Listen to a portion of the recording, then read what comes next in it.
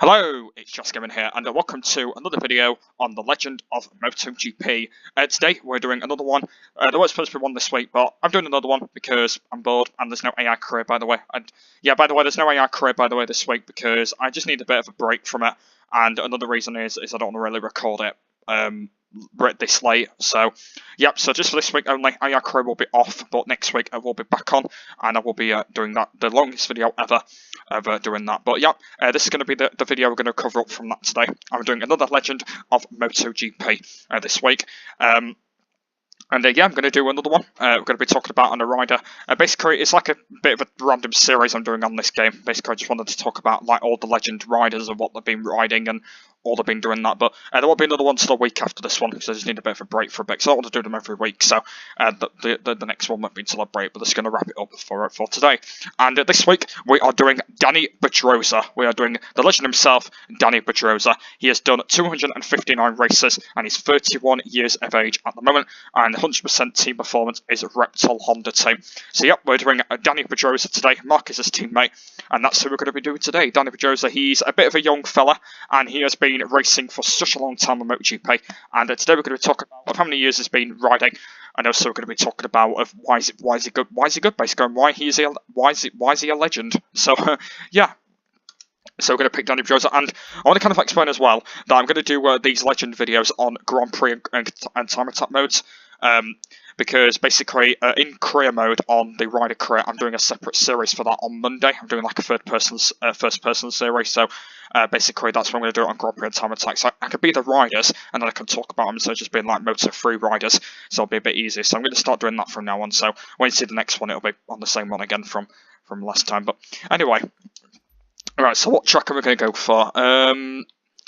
Let's go for... Alright, I'm going to be honest, I'm going to go for Aragon. And the reason why is because it's Dani Pedrosa's home circuit, and I just want to pick Aragon. So it's his home circuit, so I'm going to go for that. We are on time attack, by the way. Race options, no, we're fine. I'm going to get straight in. Let's get straight in. And let's go and talk about Dani Pedrosa. So he's a bit of a young fella, and we're going to be talking about what's good about him, basically. We're going to do Aragon, the Motorland circuit on time attack, and yeah, we're going to be talking about of what he does, basically. We're going to talk about of how he's feeling on the bike and how he's good and stuff. So yeah, if he's going to be good on his bikes and stuff. So that's what we're going to do today. Anyway, let's get straight in. There's no point doing that. And let's go and talk about him for a bit then. So this is Dani Pedrosa here on the Repsol Honda, and yeah, we're going to talk about actually how good he is. So Dani Pedrosa, he has been riding for I've just crashed on him. I've just crashed on him. Well, that's not been a good start to Dani Pedrosa's efforts, has it? When we get over the line, we'll talk about him. What a start! Oh dear. Well, at least that wasn't the proper lap. Anyway, right, let's get back to where we were. So, yeah, so Dani Pedrosa, he has been racing for ages now. He has been racing for about 11 years, I think. He's been on the Repsol Honda since 11 years. He has not changed bikes since. I think I heard next year, I think he's going to be on a different bike. I don't know whether he is, but yeah, apart from that, he has been on the Repsol Honda for 11 years. He's been riding, I think he's been riding for about 13 years. I think he's been riding now, I think a long time. I think he first rode, I think in 2006. So yeah, it's nearly 12 years he has been racing now. And I think his first bike, I can't remember what his first bike he rode on. I think it actually was the Honda. I think he first rode on, and then I think he's just been on the Honda like the whole time. He's just been racing on the Honda since the whole time. He's not been changing bike. Like basically, that's literally been his personal bike. He's just not been. He's basically one of those sort of guys where he don't want to change teams. He wants to be on the same bike, and he's literally been on the Honda for like since he started MotoGP. He's just been on it a long time. And that's when he basically just started MotoGP. Like, I've been watching him for quite a while, and that's the bike he's just been on. That's the whole bike he's just been on for that long. And I think it's probably because he's not got his personal bike. I think it's because he just wants that bike as his personal reason. I think it's because maybe he's like good on that bike and he's not good on all different bikes, so that might be the why he just loves the Honda so much. Like me, I don't even like the Honda, but he probably loves the Honda. But apart from that, I think he's just really good on it, and I think that's why I don't want to change bikes. I think it's because that he's like really good on the bike, and I don't want to change on it. So yeah, I think that's why that makes him a legend. I think it's because he's just good on the legend bike, and I think it's because I think it makes him just a legend on it, and I think he's just so cool on the bikes. And I think he has like a good feeling on it as well. Like his feelings are so good on the bike as well when he turns into the corners and stuff as well. So I think he's very good on that as well. Because like he's been on the Honda for about 12 years, and he's not been off that bike since. I think he just like loves the bike, and he's just like going around it on corners and stuff like that. And basically as well, he's not been winning many races on it. I think in like 2007 or 2008 he did win some races, and I think he just started to go down on the Honda. Like in like 2015, he basically didn't win many races on that. He has actually been struggling these past couple of seasons on it. He has been struggling in last year's season. Obviously he's been struggling in 2016 and 2015. He's been struggling as well. I think in 2014 I think he won a race as well. I think it was him and Marquez battling in 2014. But apart from that though, he's not really that strong on the bike, but I'm not sure what's going to happen next year to him. I'm actually not sure whether he's going to be on a different bike, because he's only 31 years of age, so he has still got many ages left until he wants to stay on the bike. But I think apart from that, I think he is going to stay on the Honda for the whole year. Like basically every single year he's going to stay on the Repsol Honda. I actually don't think he's going to change.